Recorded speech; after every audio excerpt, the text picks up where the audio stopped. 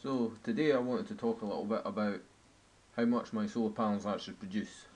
This is a spreadsheet from 2014 which shows how much was produced on each day.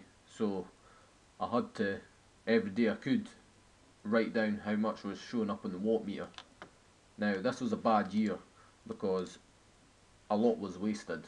I could have generated a lot more because for 3 or 4 days a week I'm at work and I'm not able to generate as much because the batteries were sitting fully charged.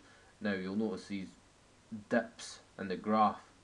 That's when I could have produced far more energy, but the batteries are sitting fully charged all day while I was at work, and the big spikes are on good days when I was able to charge up electric bikes or feed back into the grid or various other stuff such as boiling water.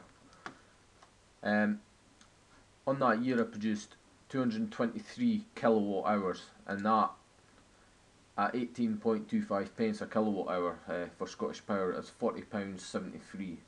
Now I've calculated that based on the electricity bill which came in and had a good look at that.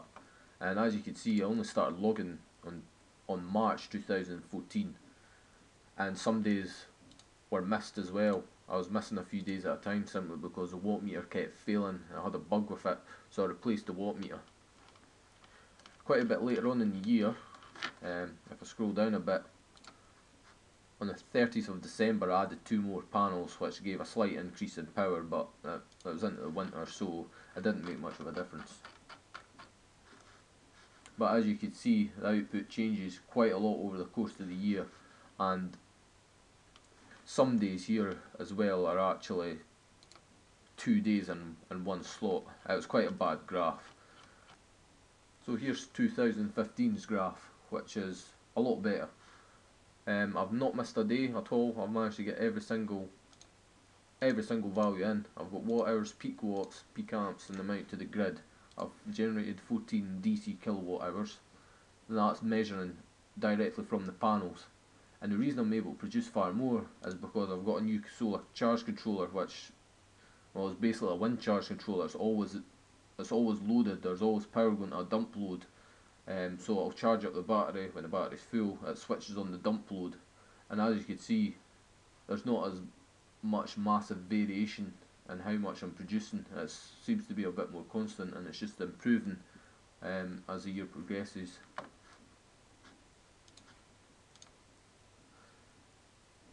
This is how I control the stuff in my shed. I've got an IP camera that I can access from outside the home network, as well as a Raspberry Pi, and I'm just using a software package on the Pi called WebIO Pi. Now I've got listed here what each of them do, so if I click on this one here, this one will reset the watt meter, so I don't have to go out to the shed and do it.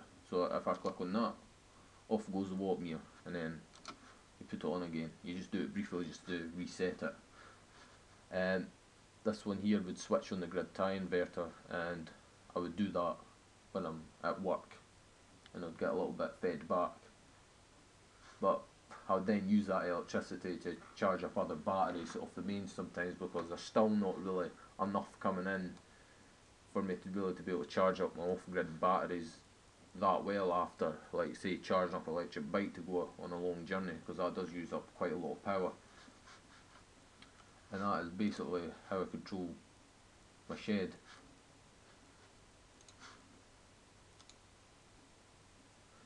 So I hope 2015 is going to be a good year for the solar power setup.